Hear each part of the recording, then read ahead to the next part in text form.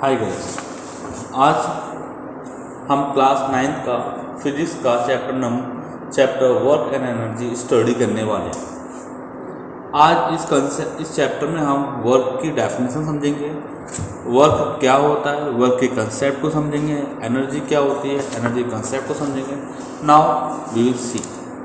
ठीक है, in this chapter we will study work done by any object, any oblique force, positive zero and negative work done, energy, potential energy, kinetic energy, power, transformation of energy, law of conservation of energy and simple pendulum. These point we will study today. देखिएगा work क्या होता है। जब हम किसी object को, scientifically है कि भाई जब आप किसी ऑब्जेक्ट को फोर्स लगाएंगे तो वो ऑब्जेक्ट को डिस्प्लेस हो जाता है, वो ऑब्जेक्ट कुछ डिस्प्लेस हो जाता है, तो we will say that work done.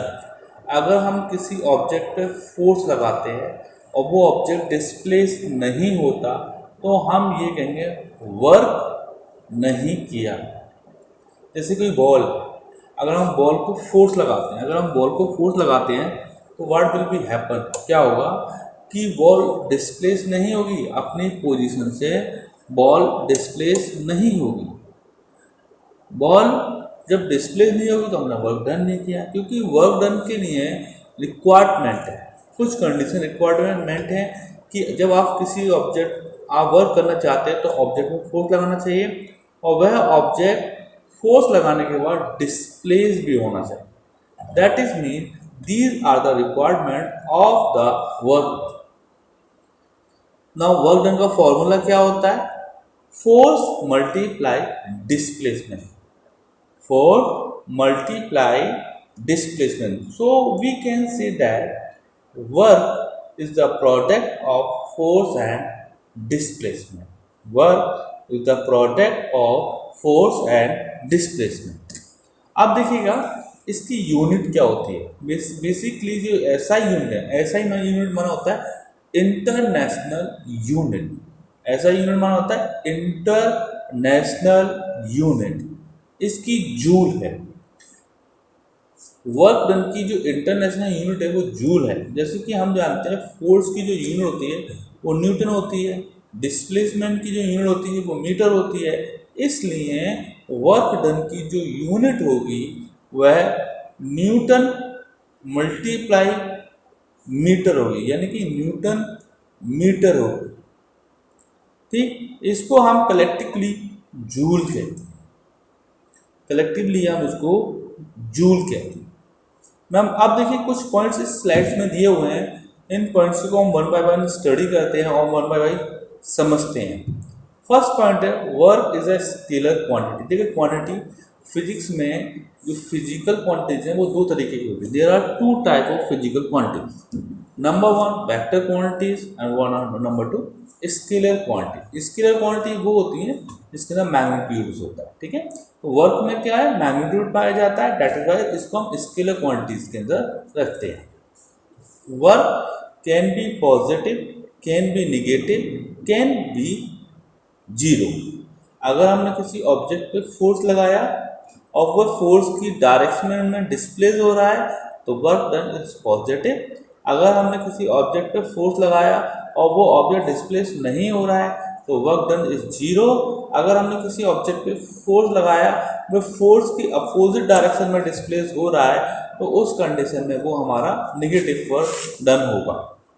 देखिए अब जो यूनिट है, देखिए जैसे कि मैंने आपको बताया कि जो वर्क की यूनिट होती है वो जूल होती है।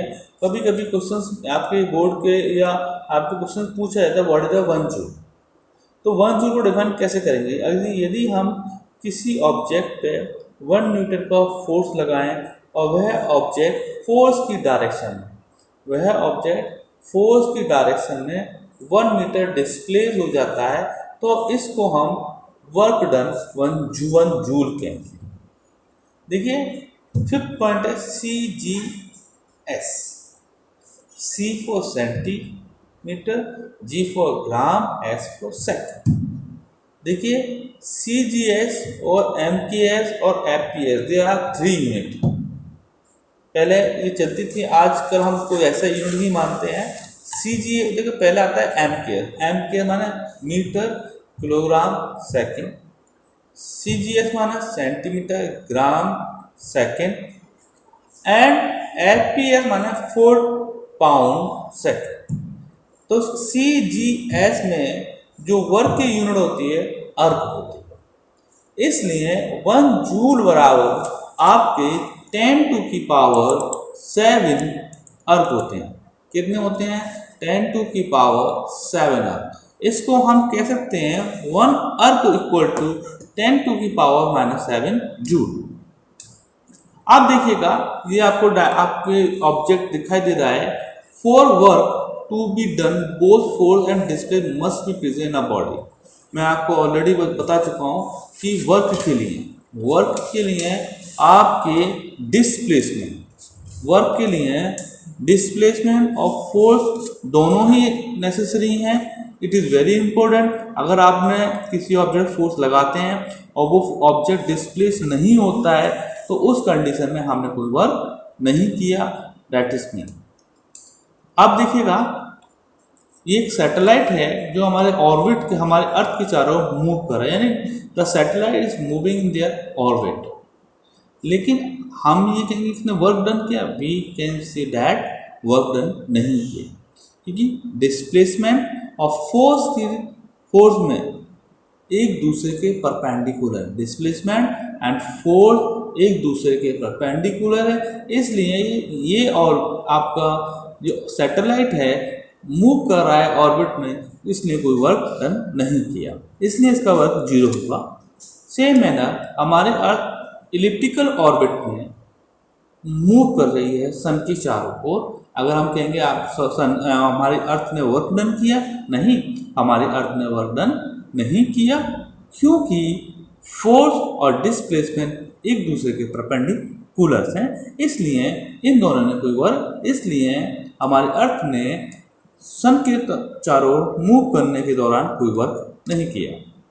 अब देखिएगा third example, when we throw a ball vertically upward, जब हम किसी बॉल को ऊपर की ओर फेंकते हैं, the work done by our force is positive. भाई हमने किसी ऑब्जेक्ट को ऊपर की ओर फेंका तो क्या होगा, वो वर्क डन हमारा पॉजिटिव होगा। लेकिन अर्थ भी नीचे से फोर्स लगा रही है जिसको हम ग्रेविटेशन फोर्स कहेंगे, that will be negative. Same आप देखिए third point, when the ball fall back, जब किसी बॉल को पीछे की ओर फेंका जाता है, the work done by gravitational force is positive, क्योंकि the direction of motion of ball along with the force है, इसलिए ये फोर्स हमारा क्या होगा, पॉजिटिव होगा। नाउ स्टूडेंट, अब हमारा टॉपिक है एनर्जी। एनर्जी क्या होती है? The energy is the capacity to do the work. किसी काम को करने की जो क्षमता होती है उसको हम एनर्जी कहते हैं। Now we are defining energy क्या है। Energy is the capacity to do the work. जब हम किसी काम को करते हैं उसकी जो हमारे अंदर वैल्यू होती है, कैपेसिटी होती है, उसको हम एनर्जी कहते हैं। अब ये कुछ पॉइंट्स हैं हमारे, कुछ करेक्टरिस्टिक्स हैं हमारे एनर्जी के। Energy scalar quantity, energy scalar quantity होती है क्योंकि इसमें डिस्प्लेसमेंट नहीं होता। एसआई यूनिट, एसआई माना होता है international unit of energy is joule होती है। CGS joule, 1 joule equal to 10 to की पावर 7 अर्ग, यानी कि सीजीएस जो यूनिट है वो हमारे वर्क की है।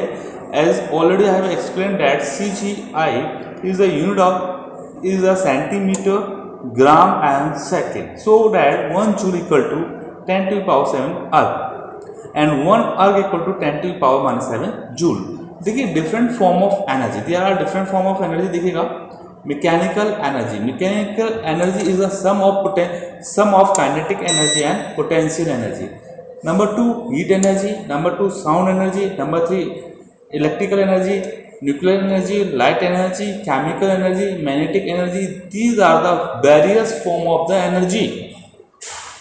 अब देखिएगा जैसे हम जानते हैं लॉ ऑफ कंजर्वेशन के अकॉर्डिंग, अभी मैं आपको पढ़ाऊंगा ना हम एनर्जी को क्रिएट कर सकते हैं या डिस्ट्रॉय कर सकते हैं, लेकिन एनर्जी को one form to another form में हम कन्वर्ट कर सकते हैं। नाउ सी, अब देखिए ये हमारे हाथ में हथौड़ा है, हम इस क्या कर रहे हैं, इसको एक पर्टिकुलर हाइट तक उठाया और उसको हमने किसी सब्सटेंस में मारा। क्यों मारा? क्योंकि उसके अंदर पोटेंशियल, उसकी पोजीशन के कारण उसके अंदर एनर्जी जो स्टोर्ड हुई उसको हम पोटेंशियल एनर्जी कहते हैं। और जब हमने इस हैमर को ऊपर उठा के जब ऑब्जेक्ट पे मारा तो उसकी पोटेंशियल एनर्जी के कारण वो ऑब्जेक्ट पे बहुत भारी एक चोट करता है। तो किसी ऑब्जेक्ट में उसकी पोजीशन के कारण जो एनर्जी उसके अंदर स्टोर्ड होती है उसको हम पोटेंशियल एनर्जी कहते हैं। अब देखिए ये वाटर टैंक है। इस वाटर टैंक को आप जिन्होंने देखा होगा, वाटर टैंक होते हैं उनको ऊंची जगह पे क्यों रखा जाता है?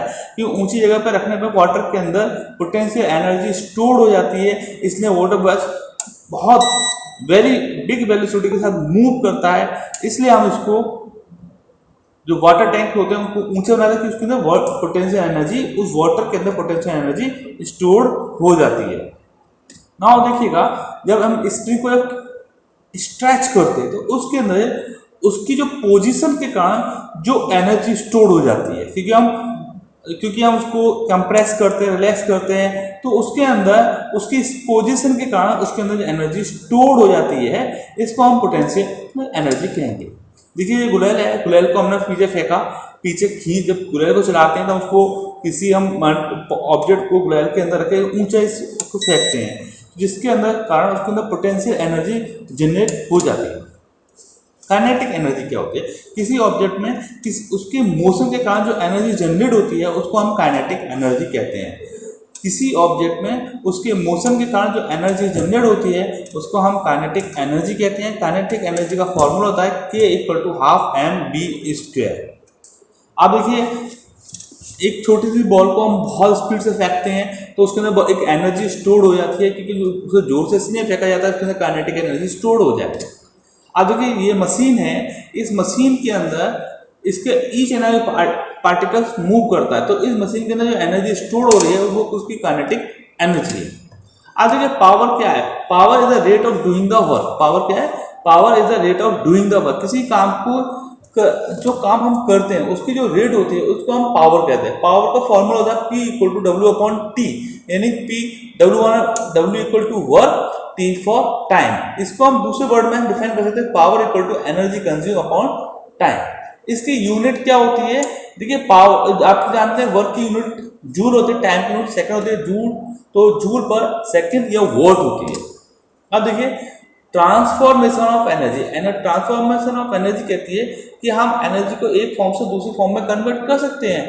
जानते हैं कि आप कि एनर्जी को ना तो हम क्रिएट कर सकते हैं ना डिस्ट्रॉय कर सकते हैं, लेकिन एनर्जी को ट्रांसफॉर्म कर सकते हैं। जैसे हमारी इलेक्ट्रिकल एनर्जी को हीट एनर्जी कन्वर्ट कर सकते हैं, और हमारी पेट्रोल की जो एनर्जी होती है उसको हम उसको हीट एनर्जी जनरेट कर सकते हैं।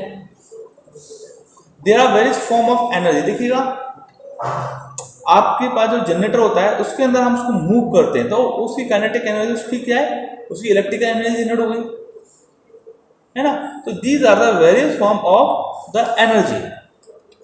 अब देखिएगा थर्मो इलेक्ट्रिक पावर में केमिकल एनर्जी ऑफ कोल की जो केमिकल एनर्जी होती है उसे हीट एनर्जी में कन्वर्ट करते हैं, और फिर हीट एनर्जी उसकी काइनेटिक एनर्जी और इलेक्ट्रिकल एनर्जी कन्वर्ट हो जाती है। हाइड्रो इलेक्ट्रिक पावर प्लांट होते हैं, उसकी पोटेंशियल एनर्जी उसकी काइनेटिक एनर्जी और फिर इलेक्ट्रिकल एनर्जी में कन्वर्ट हो जाती है। Same manner nuclear power station, उसमें nuclear power station nuclear energy होती है वो हीट एनर्जी कन्वर्ट होती है, और हीट एनर्जी उसकी काइनेटिक एनर्जी या इलेक्ट्रिकल एनर्जी में कन्वर्ट हो जाती है। तो जैसे कि हम जानते हैं कि एनर्जी को कन्वर्ट किया जाता है, एनर्जी को ट्रांसफॉर्म किया जाता है one form to another form, जिसको हम ट्रांसफॉर्मेशन ऑफ एनर्जी कहते हैं। इसके बाद है law of conservation of energy. इसका एक लॉ है कि नाइदर हम एनर्जी को ना क्रिएट कर सकते हैं ना ही डिस्ट्रॉय कर सकते हैं, केवल one form to another form में हम कन्वर्ट कर सकते हैं। This is called the law of conservation of energy. अब देखिए एग्जांपल मैं आपको दिखाऊं कि हम जब किसी बॉल को ऊपर की ओर फेंकते हैं तो बॉल जब रन करती है तो काइनेटिक एनर्जी होती है, जब किसी एक्सट्रीम पोजीशन में पहुंचती है तो उसके अंदर पोटेंशियल एनर्जी स्टोर हो जाती है, और फिर वो नीचे आती है उसकी पोटेंशियल एनर्जी डाउन होती चली जाती है और काइनेटिक एनर्जी बढ़ती चली जाती है। जब वो जमीन को हिट करती है, तो उसकी काइनेटिक एनर्जी टोटली उसके पोटेंशियल एनर्जी में स्टोर कन्वर्ट हो जाती है। This is called law. ये आपकी ट्रांसफॉर्मेशन एनर्जी है, लेकिन यहाँ पर आपने देखा कि एनर्जी ना इधर क्रिएट हो रही है ना डिस्ट्रॉय, ना एनर्जी ट्रांसफॉर्म हो रही है, हो रही है। तो आपने इस चैप्टर में वर्क एंड एनर्जी के कंसेप्ट को अच्छी तरह समझ लिया। और मैं आपको एक एग्जांपल पेंडुलम का देता हूं। देखो पेंडुलम है, पेंडुलम जब मिनिमम पोजीशन में होता है तो उसके अंदर काइनेटिक एनर्जी होती है। जब वो एक एस्टिमेट पोजीशन पर पहुंचता है तो उसकी काइनेटिक एनर्जी पोटेंशियल एनर्जी में कन्वर्ट हो जाती है। फिर ऐसे वो लगातार कंटिन्यूस मोशन करता रहता है, उसकी kinetic energy potential energy kinetic energy में कन्वर्ट होता रहता है। ये लॉ, ये हमारे एनर्जी का ट्रांसफॉर्मेशन हो रहा है। इसी के साथ मैं ये चैप्टर फिनिश करता हूँ।